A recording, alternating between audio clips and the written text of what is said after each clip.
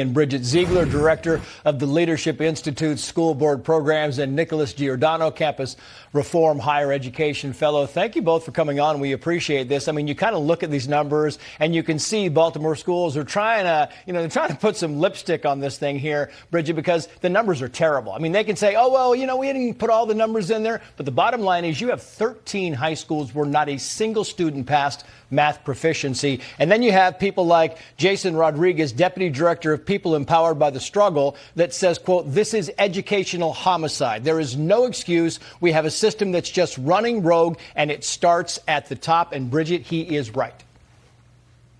Oh, I couldn't agree more. And the sad part is that we see story after story like this. So whatever lipstick they want to put on this pig, it doesn't matter what area we find in the country. We see a lot of this, and it's underscoring, it's almost talking points to support how valuable school choice is.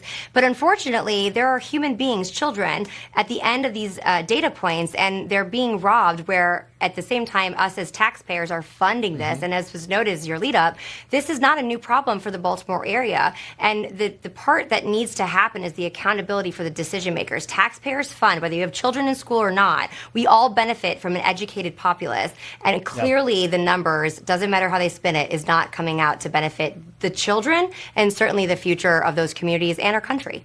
That's what I say all the time. We do these kinds of stories here, Nicholas, and you always say, these are kids we're talking about. And you have kids that not one of them, no state public schools have shown improvement in reading in the entire state. And you think something's wrong.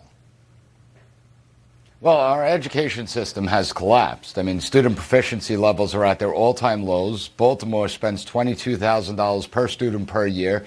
And same thing, New York State. We spend $26,000 per student per year, and we perform twice below the national average.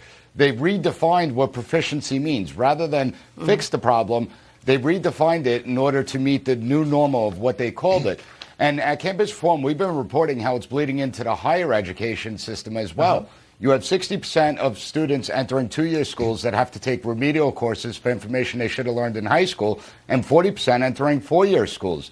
Yeah. No other industry would we accept these results. No other. You're exactly right. Not a single other industry. They would be shut down and bankrupt. Gavin Newsom, meantime, Bridget, vetoed a bill that would require parents to affirm their child's gender. Here's a mom who lost custody of her child in California. Watch. Now the concept of parenting is to say yes to your child for just about everything. And so if you say no, all of a sudden you're unsafe. And if you don't agree with a child's self-identification as something other than their biological sex, then somehow you're contributing to their suicide. But the governor vetoing this bill, a lot of the smart people, Bridget, are saying these parents groups, these moms groups are starting to resonate, and that is part and parcel of why this happened. I couldn't agree more. Listen, this is a huge win for the parental rights movement, for the amazing activists across the country, but certainly in California, which is the tipping point, as we've talked about before, what we look at across this country. But make no mistake, this is a win. We should celebrate it. But having been working with parents in California for the last couple years, there's a lot of work to be done. This is exactly why the Leadership Institute, we are doing a tour in California to help provide those resources so that we don't relent yet. We got to put our foot to the pedal and keep fighting back and make sure moms and dads and concerned citizens, whether you have a parent or whether you're a parent or just a concerned citizen, have the ability to fight back and get rid of these egregious policies. It's a win for parental rights, but we can't stop yet.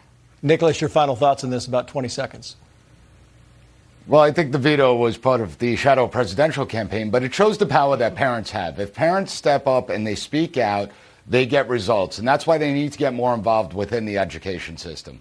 Yeah, it's really incredible. Nicholas, Bridget, thank you both, as always.